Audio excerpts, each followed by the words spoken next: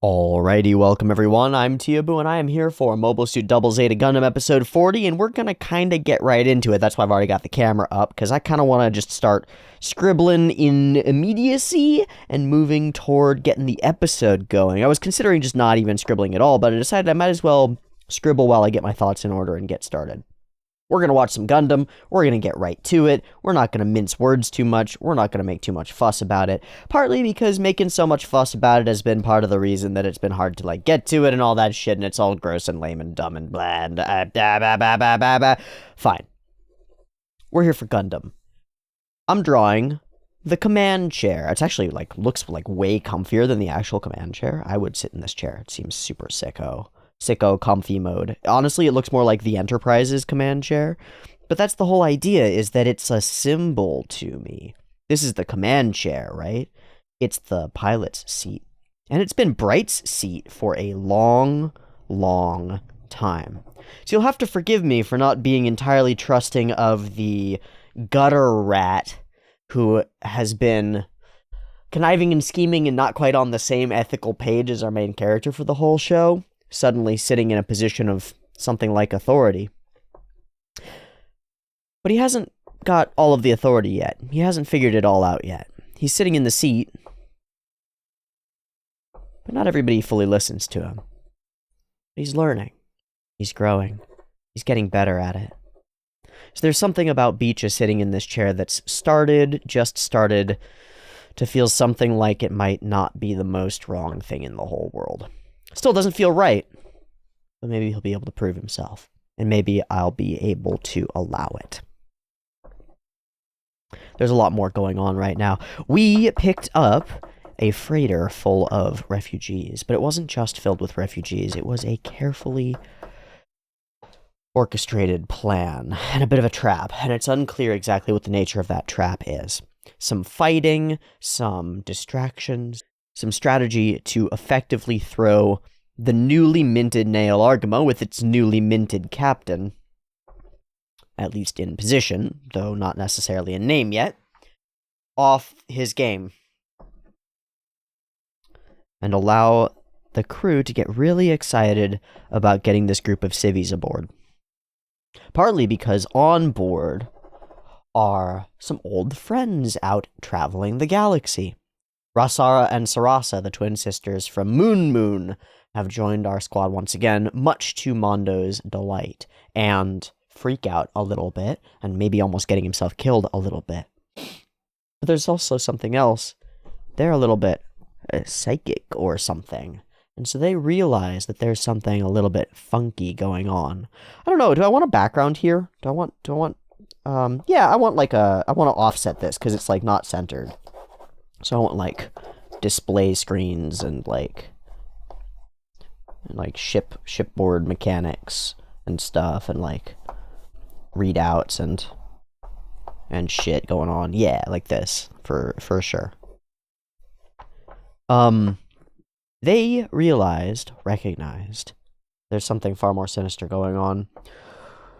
For two uninvited guests are aboard. One is an unknown girl who I thought was a pru, but it turns out is not. The other is Queen Cleopatra her fucking self. Because Haman Kar, our lady at the vanguard, the tip of the spear, has chosen to be the tip of the spear in this operation too. And despite everything that's happened between her and Judo, still, she's here to make a play. And still, it's unclear to me what that play is going to be. There's some weird shit going on with Marshmallow Cello, and I'm not quite sure what to think of that, as well as the girl that he's with. Very weird, very strange, very interesting.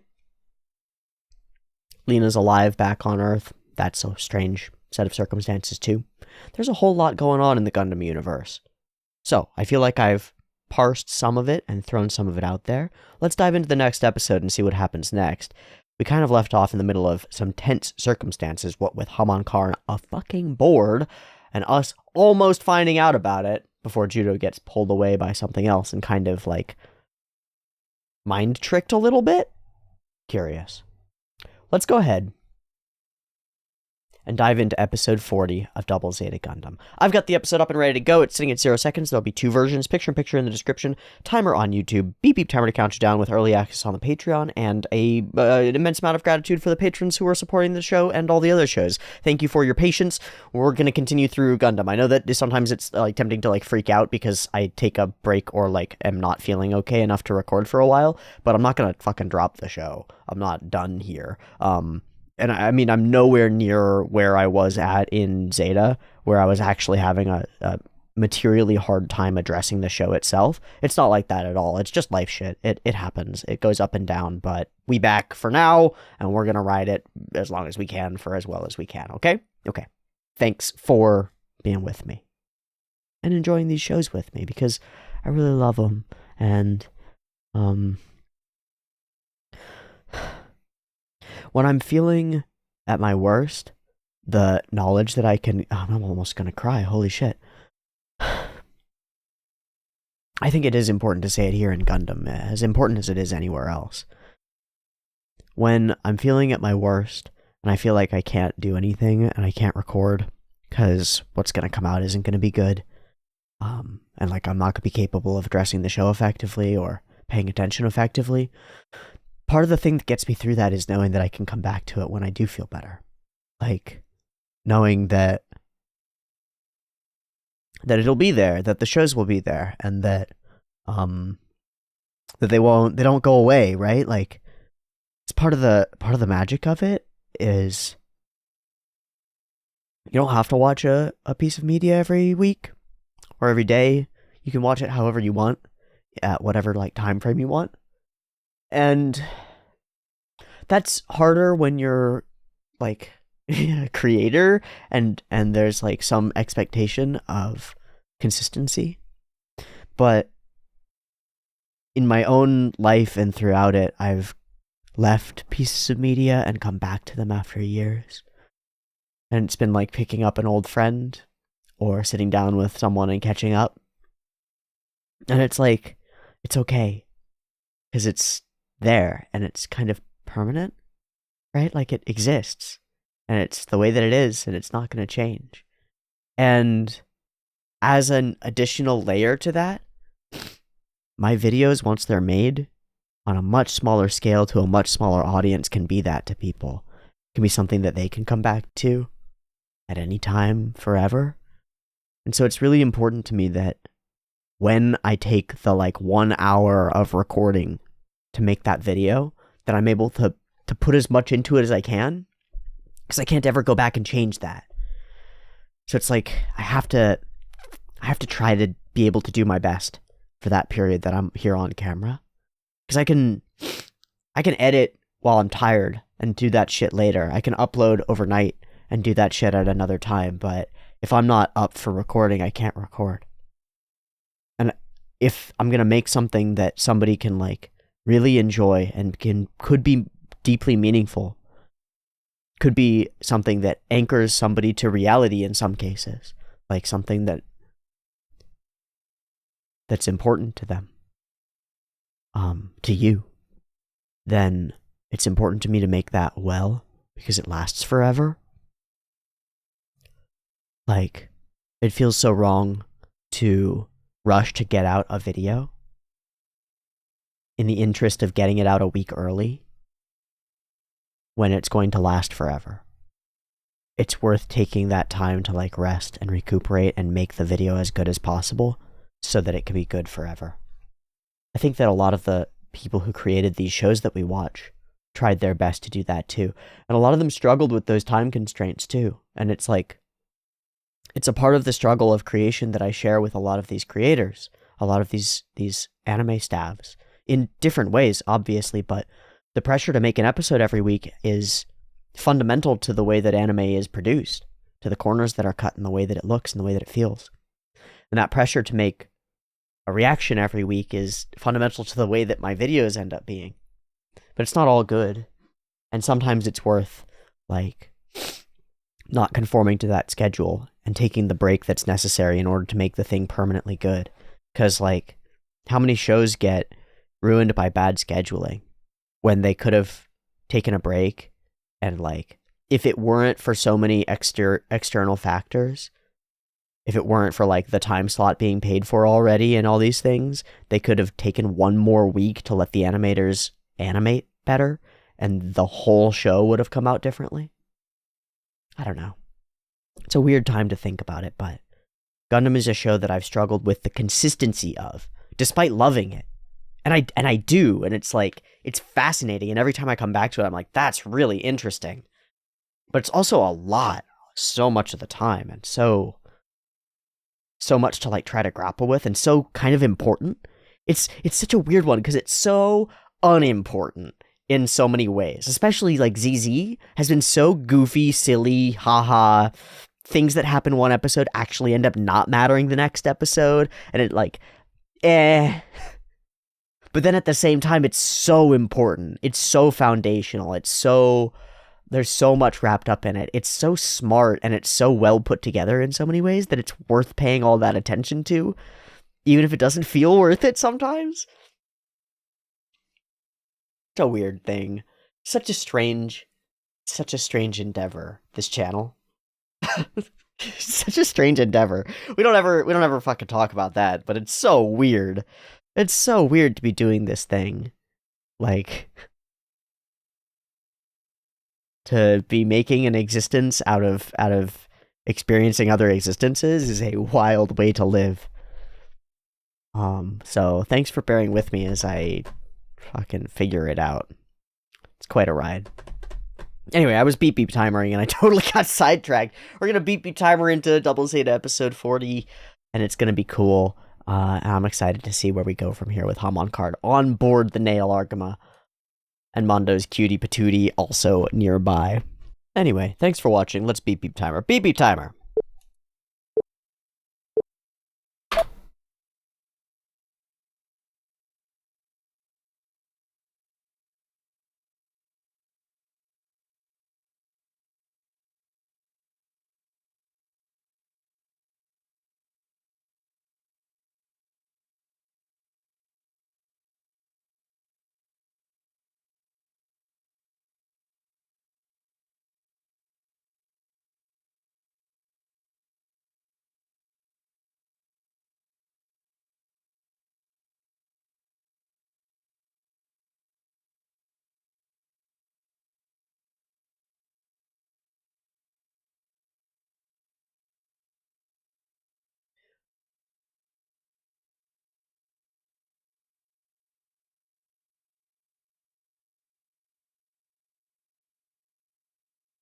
I've always wondered about that line in the OP, the rope that creaks with the something of isolation.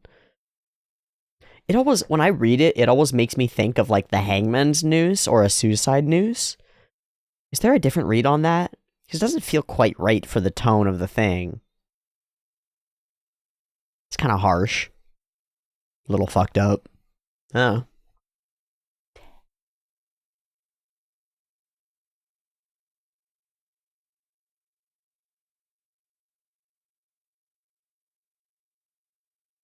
I am big mug pilled now.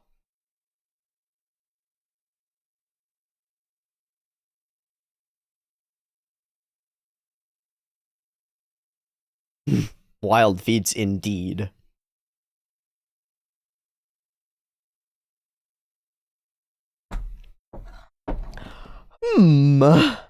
Hem.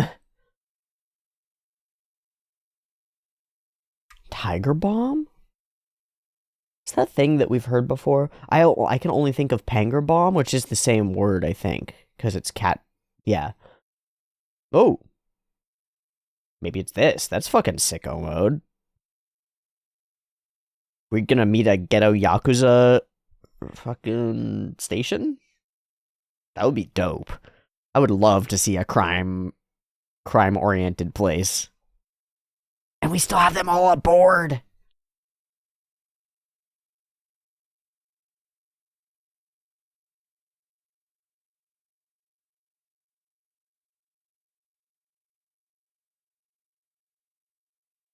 Okay. Yeah, stop backseating, bro.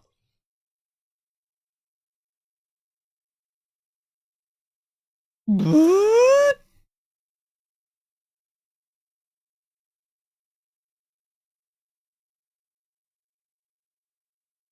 spooky as fuck.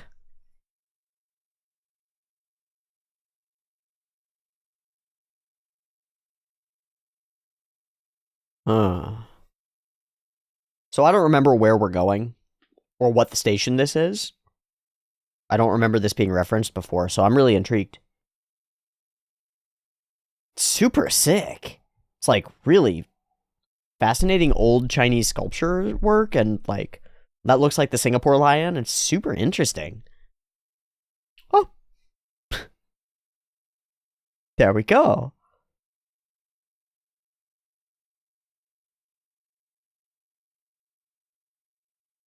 No, bro. Probably should have researched that. Who the fuck? Oh shit, and we did actually just smuggle some Whoa! No, that's a vibe. That's a vibe. That's good. Oh shit.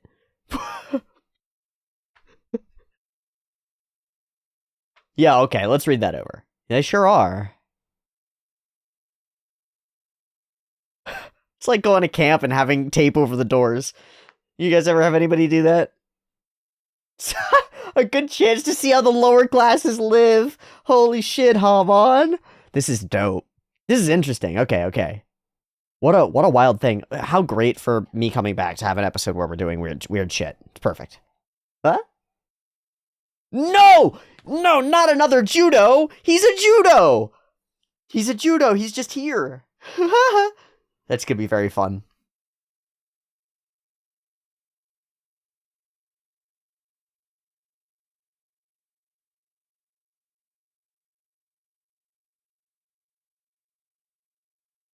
Yeah, I get the vibe.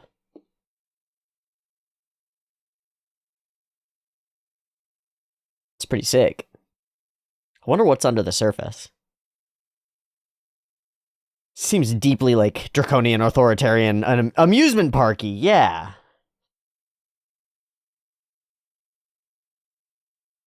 Aw, you weren't insulting us. But that's what it feels like. It doesn't feel like a place to live. It feels like an amusement park.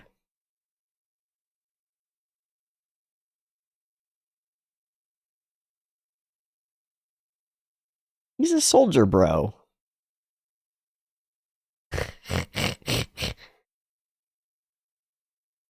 Sure is. But it's kind of dope. It's like, if you want peace, maybe use Sweden. Oh my god, it's the whole squad! She's got the little bullet bubbles! It's a whole squad! It's Ino! Ino Judo! No, no, no, no, no. No, no, no, no, no. No, no, no, fuck! Come on, man! Oh, it's the ownership-y stuff.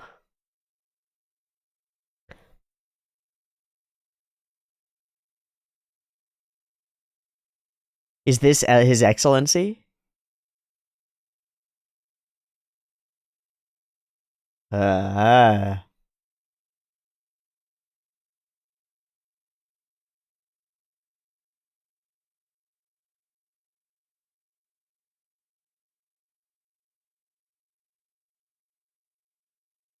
yeah, they're shepherding us into different train cars, though. We're getting... Yeah, just explain yourself to us, please. They always come back to that. It's like, we have our reasons.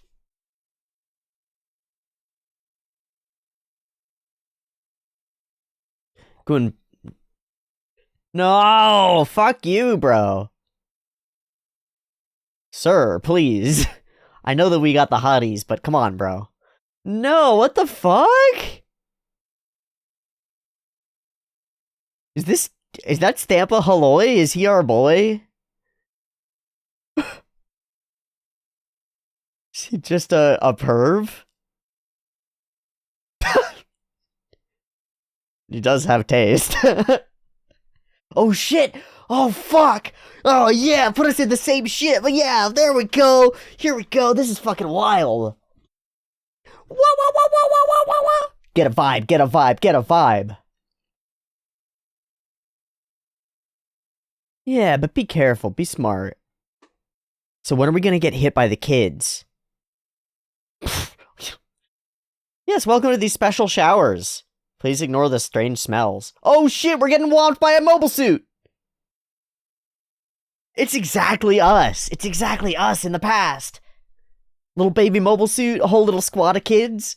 But they're also going to be the ones who can inform us about how fucked up this colony actually is and how bad the bigwigs are. Ah, this is so cool.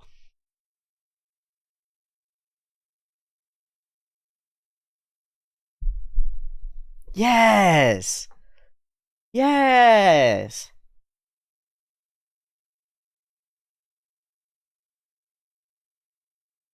He's out.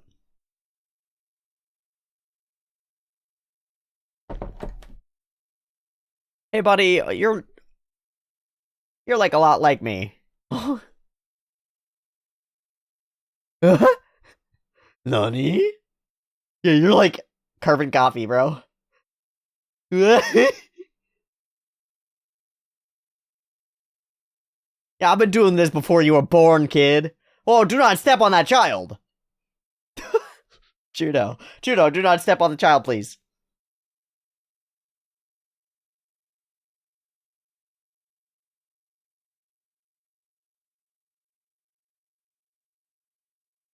No, he hates Stampa, I'm sure. Just trying to get rich, bro.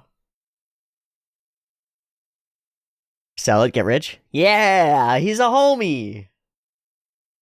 Taxes, huh? More like abuse and extortion. Oh, here we go. The mines. Ah.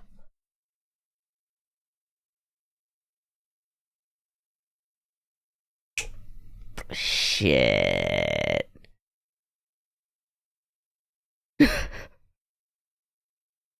Wild.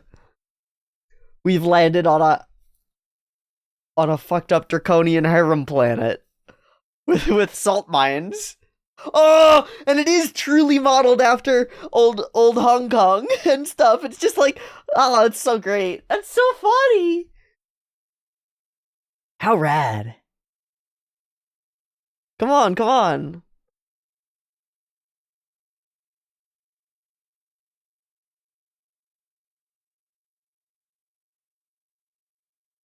You picked the wrong fucking people to bring into your harem. Are we gonna meet all the harem ladies? Oh, what are we doing? What? I love it!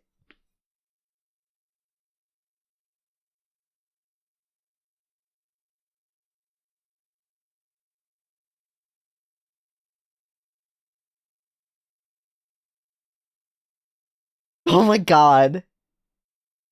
Oh my god! I did not think we would be fucking cross-dressing in Gundam. What the hell? This is dank. Great hair, great wig too. Let's go, Gundam. Juno looks dope.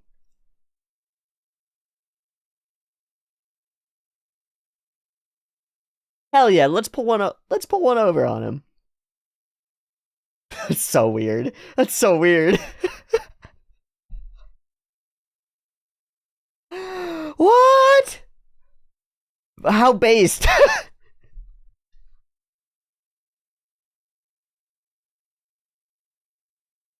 Yes, sneak them in.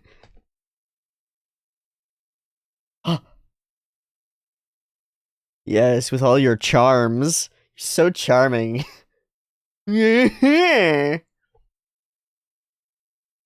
Yes, the light.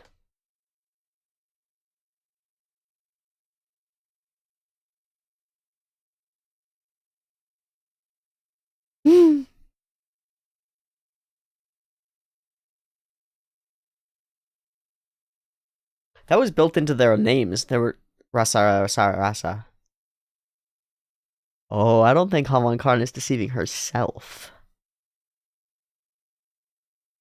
I think she knows exactly who she is. Although, maybe.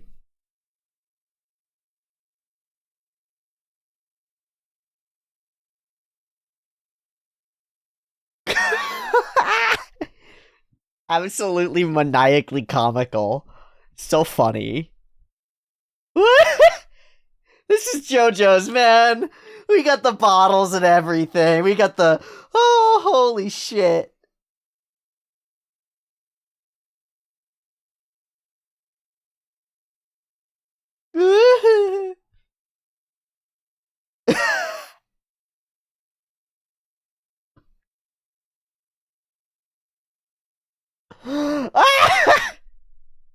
Yeah, you do have some musculature.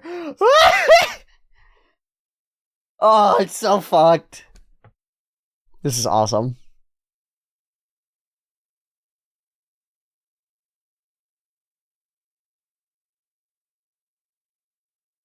Yeah. We could yoink some old sicko mobile suits. Eh? Ah! Wink. Nani? Ah!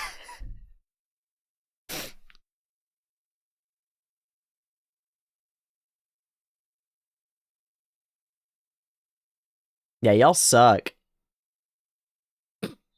Yeah, his what? Nah. Creep. Yeah, just punch him in the nuts. Please don't open anything to me. Oh. Huh?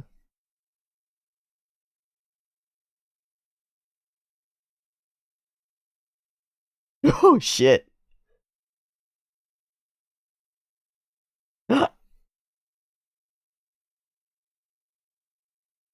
She gonna whomp him? Oh, he sure is. Oh, that'll do it.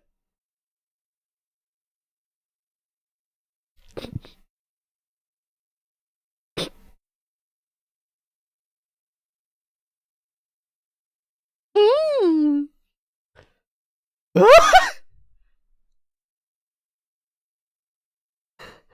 Brutal.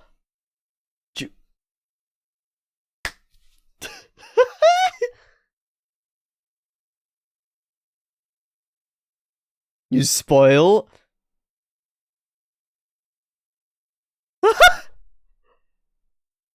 So Beecha can pass, but Juno can't? Oh! It's fucked up, dude. It's not bad, honestly, Beecha. You hit a vibe. Alright, fight him. Oh, I've got an idea, dude. Thank you. Let's go. Let's go. Oh, this is so cool. I fucking love it. Baka. Oh, shit. Whoop. Oh. I guess a bullet will do it.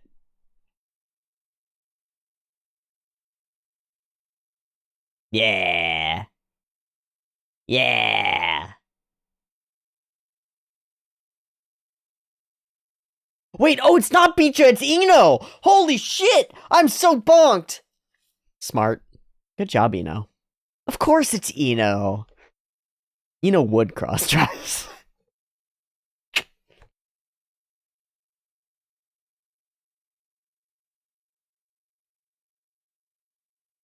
He takes care of his classic cars. Gotta say, I mean, the guy sucks, but he has taste.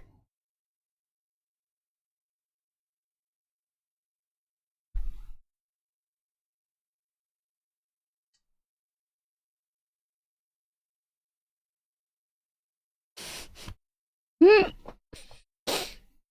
up? What up? Who you think?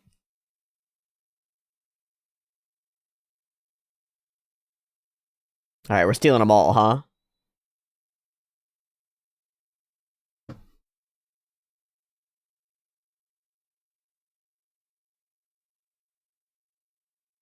Hello! Yeah!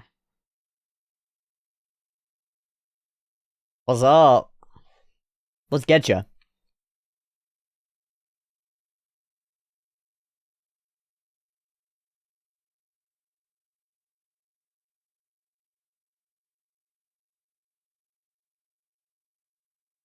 Cute.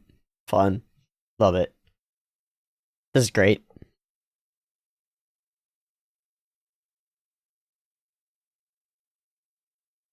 Fuck.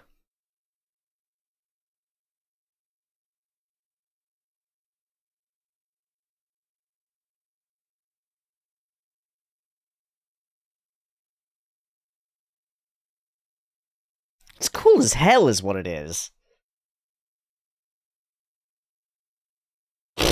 Doesn't work so good. Yeah, fuck you, bro. Get zagoked.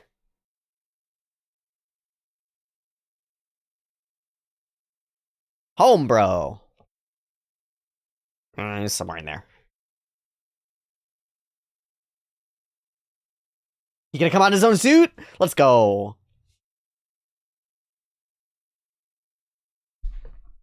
I hope that's Stampa in there.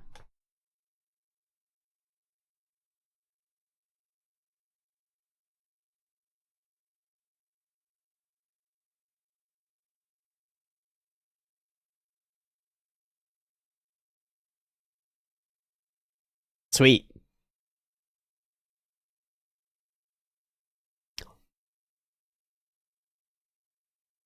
Why? Ah! Now he recognizes.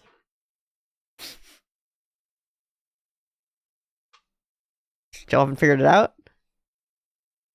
Man. Yeah, you put in some effort to do so. No! Who cares? I don't give a fuck. What?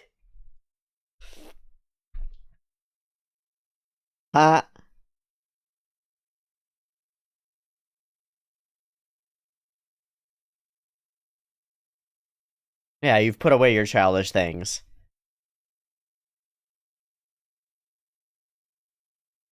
Her resolve is real strong. Yeah. Sick. Her resolve is real strong.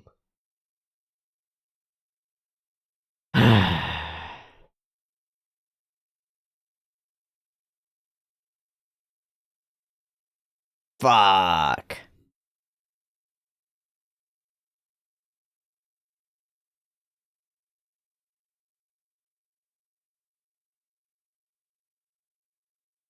I don't think you almost had him, dude. Like, come on, Haman. Do you actually think you're gonna convince him? I don't think so, man. Yeah. Well, get the fuck out. Yes, Jesus. For fuck's sake. Are we bringing him aboard? That'd be cool.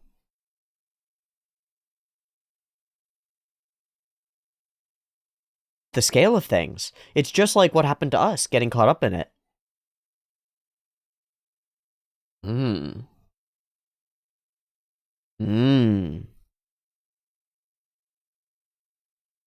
Interesting idea. That an evil place expands.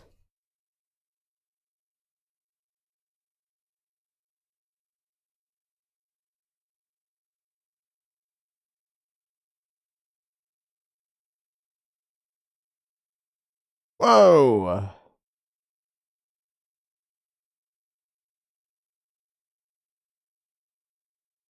Oh, and that frame's over here. Okay. Crushed and crushed. Interesting. We're gonna hit ED, yeah?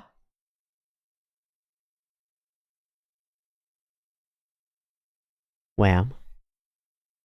We stop. Pow. Yeah, and that's just the endo thingy. Okay.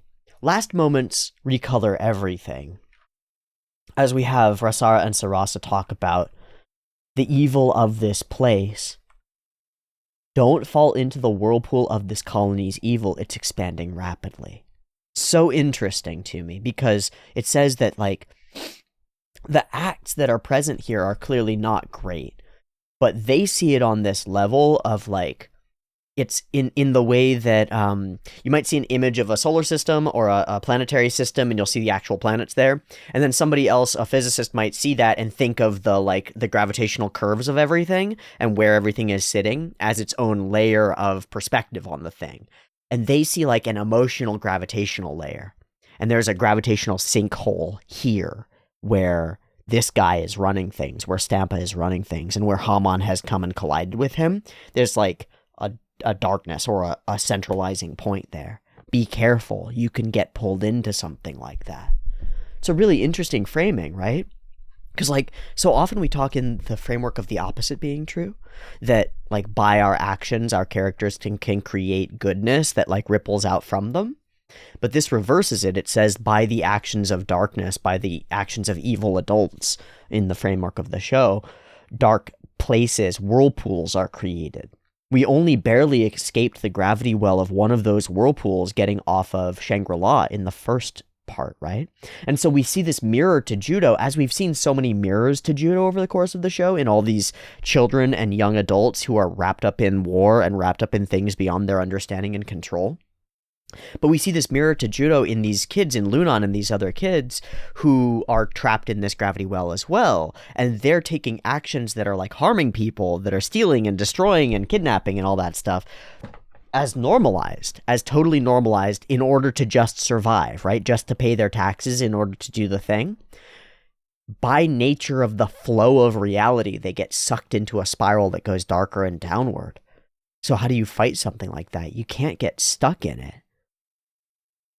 It's a framing of the abyss, of Nietzsche's abyss, right? Like, judo and people, they have to fight this idea, this set of concepts, this set of people. They have to fight these people in positions of authority and tradition who are using those as bludgeons to, like, enslave the masses and cause harm.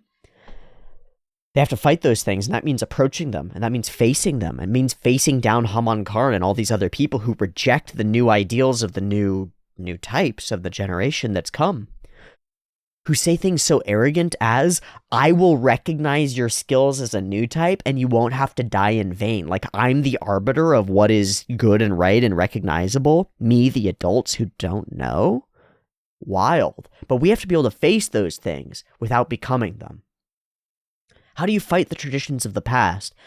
How do you hate adults when you're going to grow into one?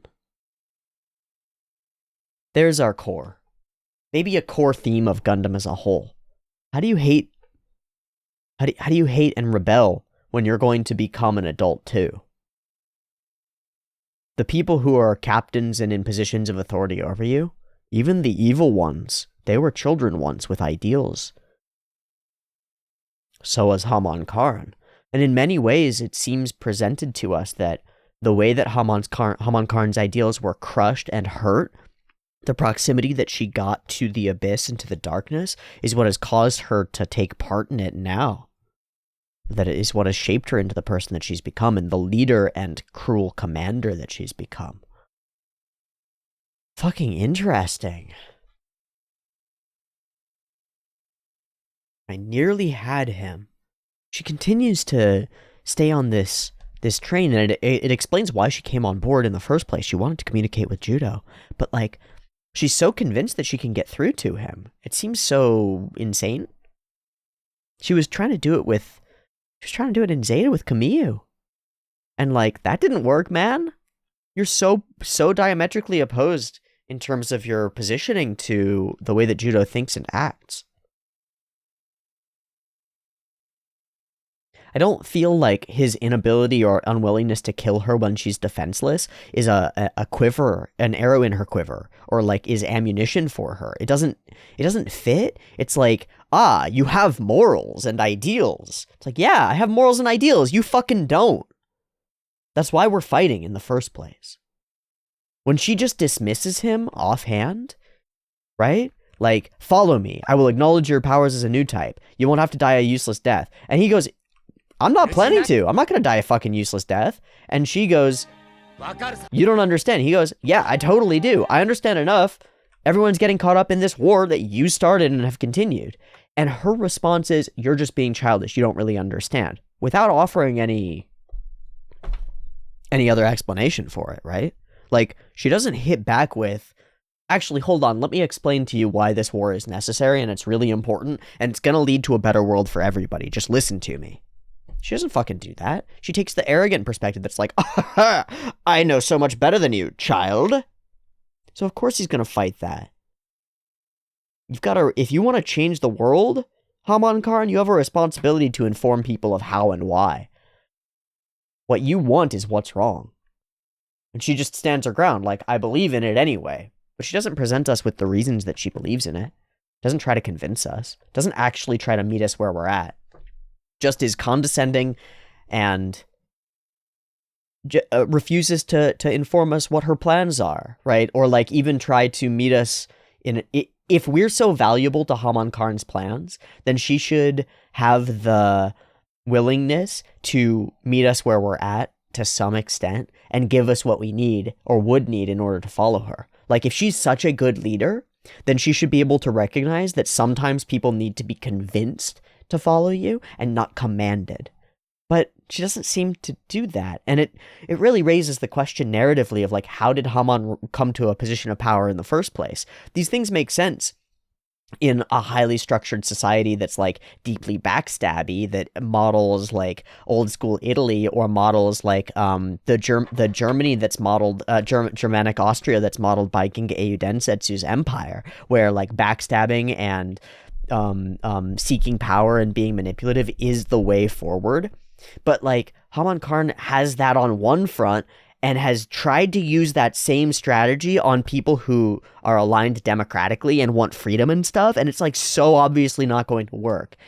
So it just lets her paint herself more into a villain corner, I guess, which I'm fine with. I don't mind. It's just really interesting that she continues to try to convince Judo without ever even convincing him. Okay. As for the rest of the episode, I love the aesthetic sensibilities of this fucking place, but of course it's like you're walking into a Yakuza boss's house and, like, everything has do not touch signs on it. I love the aesthetic of, like, the Secret Service agents everywhere. It's kind of fucking rad in its own way. I kind of wish that there was just more of this. This feeling of entering a utopian state and not seeing yet, but knowing under the surface that there's something wrong here is a very cool vibe for me. And I think that is a mirror to Haman Kar's whole idea, right? For her own purposes, not explained to us, not important to us, for we are only means to her ends, Haman Kar runs a particular type of authoritarian ship, and it presents as utopian and great on the surface, but there's something wrong about it underneath that surface, and it comes down to the way that people are being used, right? It's like, oh, actually, there's some scheming and lying and bullshit here, and we just need to dig a little bit to find it. And we dig a little bit, we find it immediately, like, shit, man, it's bad. I love Rasara and Sarasa being here. It's great. This guy is just so maximally Bond villain creepy. He's sitting in front of a Shark Tank being like, bring me the pretty ladies. Send all the men to the gas chambers and the salt mines. Fucking wild. What a crazy episode. Combine that with, like, getting attacked by a perfect representation of your past self, who then you womp. And then cross-dressing to infiltrate a manor harem is, like, so cool. It's so silly. It's so goofy. And I love it. I love it. I love going to the gate and convincing the gatekeeper. I love going inside. I love, like, slipping on the accents and the voices all the time. I love the plan setup where we see all the Gundams. I love that we get into all the Gundams and stuff. I love this whole scene where she says some, like, really ethereal, wise shit, and he's just like, yes, pretty lady, you are touching my hands, indeed. He's just scum. He's a worm in human clothing wearing a robe, and he just sucks so bad. So, makes him a perfect villain for a short-term episode, and it makes for a very fun a very fun romp of an episode, which we kind of haven't gotten for a while. In a way, this feels very much like going back to Shangri-La, or to the image of it. Here we are in this city of weirdness, with its own strange rules and its own fat cat ruling class that we get to pull the wool over and kind of go on our own little fun heist. But there's more sunk into it. There are more stakes present. Now that we're seeing these kids who are in the position that we were once in, we see ourselves in a distinct and different and separate position from them. And we've got much bigger fish to fry, because Haman Kar is here, and trying much bigger things. Fascinating. Well, I think that's going to be it for this episode of Double Zeta Gundam, but I also don't think that I'm going to be done for the day. I will split these into 2 videos, though, so forgive me for doing that, because it's a little bit, conniving on my side, but I am going to split these into 2 separate videos. I'm going to end this recording, and then start a new recording, and do the next episode as well, for 41. Because I feel up to it and I feel like recording it, but also because I know that 42, 43, 44 are titled together. I don't know if they're actually supposed to be watched together, but I want to set us up so that the next chunk of Gundam that we're watching is that 3-part that are titled together, so that we can approach it as we want to. So I'm going to watch 41 now, and it probably won't go up the same week that this episode goes up, so you can go and find it early on the Patreon, but it'll go up on a consistent schedule a little bit. In any case, I'll be back in just a moment to record it. I'll see you whenever I see you for that next episode of Double Zeta. Thanks for joining me for this one. Much love. See you in the next one. Peace.